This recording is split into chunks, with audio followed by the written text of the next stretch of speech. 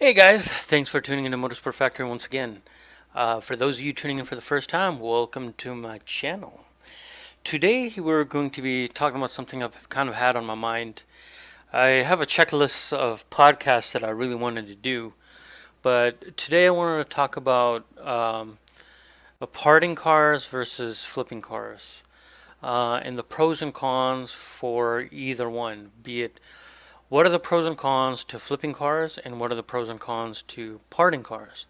And for those of you who are not familiar with what parting cars are, parting meaning taking parts off of a car, a whole car, or half of a car, whatever you want to call it, taking those parts and actually selling it to make some money on. And for those of you who are not familiar with what flipping cars are, flipping cars is obviously getting the car for cheap, as cheap as you can, and fixing it up, making it nice, and making a profit off of that. I'm using my headset today due to my Blue Yeti microphone kind of took a crap on me, so I'm trying to invest in a new microphone. Unless so many of you guys know how to fix a Blue Yeti. I've tried anything from changing cables and resetting a whole bunch of stuff. But anyways, I don't want to get too far off topic. So let's get right into what are the pros and cons for each side of flipping and parting cars. Um, if we, let's say, start with parting cars, right? What are the pros and cons for parting cars? In other videos, like Eric the Car Guy's video, he talks about the differences on flipping cars, what's the advantages and disadvantages. I agree with pretty much everything he says on his channel, and I'm sure there's a lot of other people that on their channels, which I haven't really looked at, what's the benefit of parting and flipping cars. I also want you guys to chime in as well and leave comments in the comment section in case I leave anything out and I forgot something. And what were your guys' experience in doing these things? So let's start with parting cars again. What are the pros and cons? Pros, if we look at it, we can definitely make a lot of money on selling parts and build a nice reputation in doing that. And one of the ways, what I did when I started parting cars first, I would do price breakdowns. Let's say I take a Honda Civic, a 96, which is usually the year I usually get requests for parts on. Let's say the hood is going for around like 60 bucks, right? I sell the hood for 60 bucks, but if I have to take it off, I add another charge to it because some dismantlers actually charge for dismantling any parts, right? Versus a pick and pull place. Um, if you pull the parts yourself, it's no additional cost. Then what else I do is you have the parts cost, removal cost, and then also have the delivery charge depending on where. When I used to live in the Bay Area, where I used to add another $10, $20 for delivery because it's costing you money to deliver and wear and tear on your car, gas, and all that other stuff, right? The other benefit that I looked at is you don't have to worry about spending money on the car. So, for example, let's say diagnosing the car and having to replace anything, which can cost additional money, painting it, repairing it, and then trying to sell it, right? So that's kind of the perk of parting a car where you're just selling off the parts until you get to a point where it's just a bare chassis and there's nothing less. And you can cut that up into pieces and take it to a recycling and probably get a few more bucks out of that, right? The cons, what I see, and like I said, you guys can chime in case I forgot something. You may not be able to move the parts fast enough, right? So you think, a lot of people are selling 96 Civic parts or Civic in general.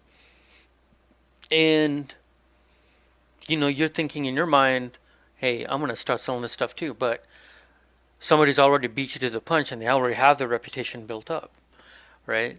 So if you're trying to do this part time, full time, that could be a problem in itself because You have all these parts, and especially if you're doing it from home, that's another thing you guys got to remember. Is if you're doing this from home, if you're doing this as a side gig just for the fun of it, make a few bucks here and there, not a problem. If you're trying to do this full time, the other thing you'd have to worry about is having a big enough facility to have enough cars coming in to tear apart and sell the parts off yourself. Unless you have a unique focus, for example, shops that sell engines alone, because they get sometimes engines from Japan, and boom, they sell the engines straight, and people have a reputation for selling the parts like that, right? Because they're no, hey, this JDM Imports or whatever the name of the company is, they sell Japanese direct engines. These are Japan spec motors, stuff like that, right? So that's the thing you have to remember, because you can have parts just sitting there for a long time. Like I've had several parts for sitting for a couple of years before I actually sold it. Um, that's with light advertising. I didn't heavily advertise it, even though I'm heavily advertising now, right? So that's the thing. You have to look at those aspects of doing that area of business when it comes to parting of cars. So you have to know that part of the market, like what cars are worth parting out, what cars are not, right? So now you have flipping cars, right? What are the pros and what are the cons for flipping cars? This is definitely an area you can definitely make money on if you know your market. Um, what you'd want to do is first you have to look at the car. If you're, let's say again with the Civic, usually those are the most popular cars to sell.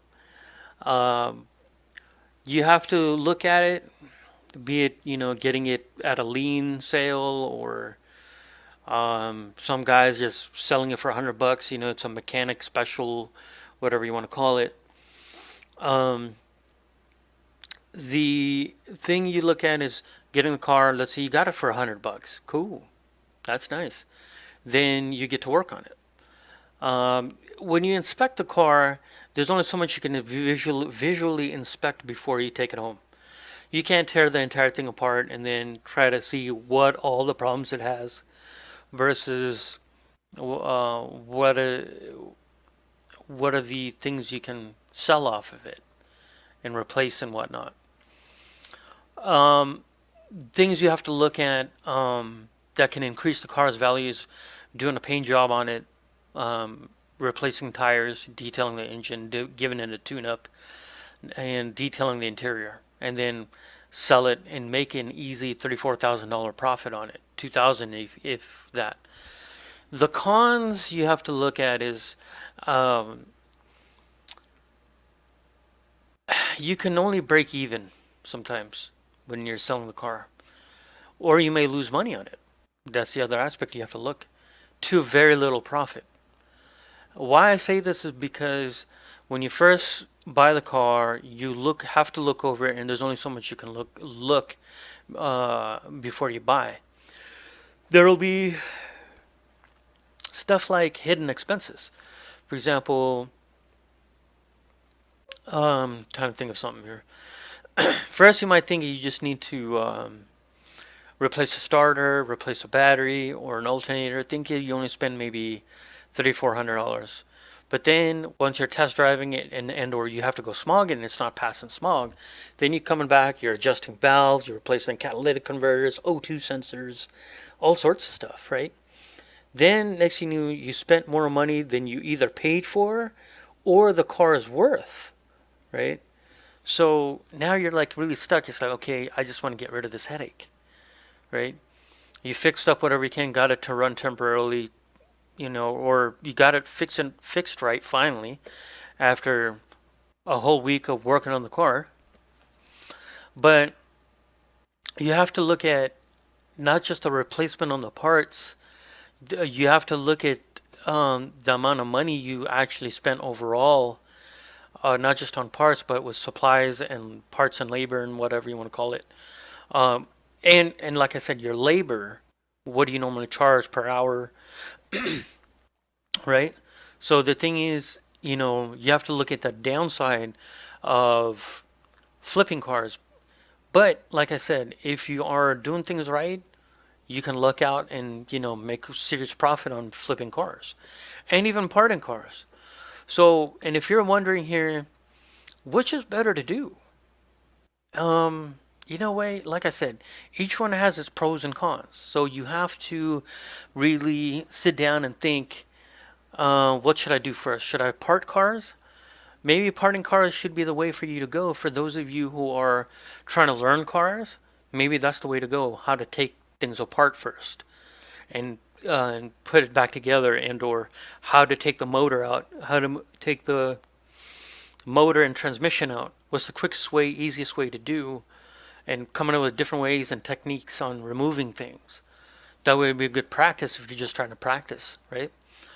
In reality, though, either way, it's really what your preference is in doing. You also have to remember that it will be hard for you to make money, though it can be easy for you to make money, but you can't expect to get rich off doing these things. That's the thing. If you're this is more of a hobby, kind of side income, or just even practicing small business. Um, what's the word I'm looking for? Small business etiquettes and techniques and tactics and whatnot. Whether it's flipping cars or you're parting cars, you need to know the value of the car itself. Um, be it you're flipping or parting the cars, you have to know the value of it. When you're parting a car, know the value of the parts. When you're flipping a car, know the value of what you're selling, right? And without knowing either of these disciplines, you're going to be in the dark, and people may take advantage of you, and you don't want that. And especially if you're trying to sell a car, you pay $1,000 for a car, and you want to flip it and make 2,000, and they say you only sold it for 1,200 because um, the guy is gonna flip it himself to 2,000, and he made 800 and you only made 200. So all of a sudden you just kind of lost out, right? So know the market of these areas before you get super into it and give yourself uh, more problems than it's worth. And remember, like I said, parting cars, in one sense, it's less headache because, like I said, you don't have to diagnose or repair parts. You're selling parts off of it and making profit off the parts. But then again, you could be stuck with parts for a very long time, right? And then again, with flipping cars, you can easily, buy and sell cars. I don't know the guy personally, but I see him when I pass by where I live now. He's always having different cars, and I'm thinking about doing some mechanic work for him as soon as I get in contact with him. That's definitely a good way to go for those of you who are mechanics and want to make side income. Sometimes people who are selling cars, buying and selling cars, could be good work for you to, replace parts, doing tune-ups, diagnostics, you can make some steady income. But then again, sometimes, working with these people that are buying and selling cars can be a headache because they want you to do it for even dirt cheaper than what you normally charge, and that can be a problem. Um, the other con, like I'm saying, that kind of can be a con for working for somebody who's buying and selling cars, but then it could be an advantage, just like I'm mentioning that. In the sense, also, if you're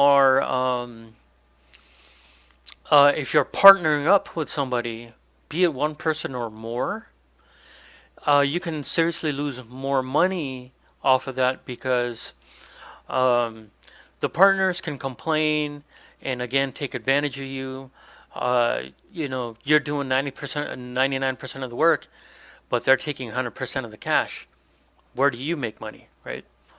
Or you could be making 80% of the work and they're taking 90% cash. Be it you involved yourself in um, putting in money, like a Civic costs $600, whether you put in $100, $200, $300, or $400, the other partner is going to want to make more money off of you than not because it's easy to put money down on buying a car to flip, but the work, do they know how to do the work? That's where I think is more value than just putting in the money. Anybody can put money in, right? Now, I'm gonna, in my next podcast, I'm gonna definitely talk about partnerships and the pros and cons of having a partnership because I've had worked with somebody on parting, flipping, actually, it was parting a car. Work with somebody, they put money down, and I'm doing 99% of the work by tearing everything apart, and then he only tried to pay me $100. When I said, no, I'm not going to be playing that because anybody can put money in, like I said, but are you going to put in work? So to prove my point, I gave him a ratchet to take off the steering wheel. He didn't even know how to use a ratchet. I'm like, he didn't know how to flip the switch on how to loosen or tighten the bolt or the nut, I should say. And if you don't know how to use a ratchet, then don't work on cars ever. You know. Let me get some water here. You know, guys don't mind if I drink a little bit of water, right? But so that's the thing you have to remember. If you be it parting or flipping, again, you have to look at that aspect as well. Is if you're going to partner up with somebody because that in itself can be an advantage or a disadvantage. So it depends on who you partner up with. Also, the fact that you have to look into how much work you are putting into the flip or the parting. That labor has to be factored in, like I said, when it comes to doing this stuff. And remember, you can definitely get luck and be very lucky that you got the car for cheap, and then the car didn't need very much work, and you made some serious profit on it. And the car was smogged, and it ran good, everything. You bought the car, fixed it up, painted it up, cleaned it up, detailed the interior, detailed the engine bay, which is those things you want to factor in too when it comes to selling the car or parting a car, whatever you plan to do. Um, One other thing I recommend doing is make a battle plan. Make a checklist, get a piece of paper. Okay, I bought the Civic for $600. Okay, how much work does this thing gonna need? I'm gonna do a tune-up on it. I'm gonna do a compression test. I'm gonna do drivability test. I'm gonna get it smogged and everything. If it's smogged, we're good. Not gonna mess with anything else. If it didn't pass smog, I gotta see what I need to fix. So then you start adding all these costs, right? You have to make a budget list that you're not trying to spend no more than $400 on repairing this car, or $1,500 should be your max on repairs, especially in parts. Uh, you have to see, is this car really worth selling, parting, whatever you want, you know, uh, be it a Civic or something else, right? When it comes to other stuff, like when it comes to flipping cars, you want to get supplies that are kind of be reusable. Like if you got like those plastic rolls that you want to mask off certain areas, don't tear off the plastic, and you want to be able to reuse that plastic when the time comes, right? So you reuse it enough to a point where it can't be used anymore. You got to get a whole new thing, right? Um, so you want to get things that will, you know, the supplies and the parts are minimal cost before you actually go overboard with the whole project. This way, you're not constantly spending money and having to constantly go and get them again over and over and over. A couple of things else I have is for parting cars, make sure you have enough space to hold the parts. And speaking on parting cars, I still have some 96 Civic parts myself I have left, which I have the ECU, the harness, the engine harnesses for a manual transmission on VTEC if somebody's interested. I have an axle and some other parts if anybody needed. I'll post my I add on the description below. And for those of you guys interested in the parts, and then you got to remember, you're not just paying for the parts, you're paying for shipping and whatnot. All right, so I guess this is going to end this podcast. I want to leave the floor, the discussion board, or what you want to call it, uh, chime in, guys. I want to see what are you guys' take on this podcast. Did I miss something? Did I hit every point that you guys been having on your guys' mind all the time?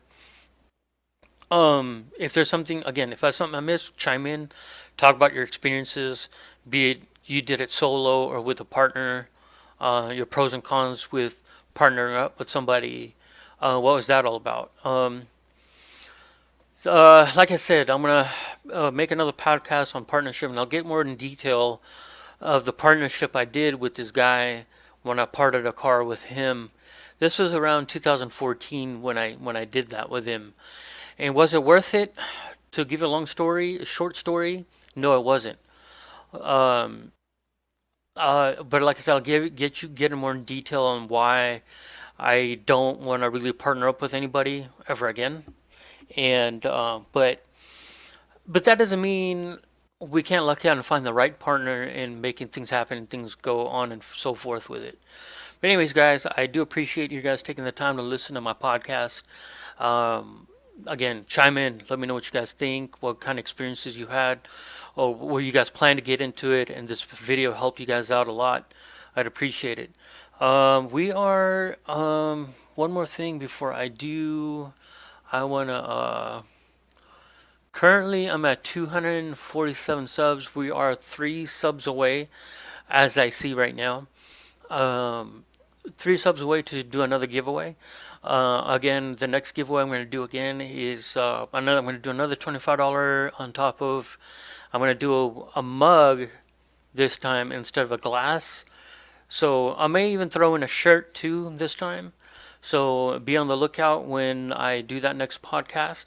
So don't forget to like this video, subscribe to my channel, join me on Facebook, and you can follow me on Twitter. Um, I'll leave my email contact if you have any podcast requests, repair requests, performance installation requests. Definitely don't mind doing that. And yeah, I guess that's it, guys. So I will see you guys in my next video. Peace.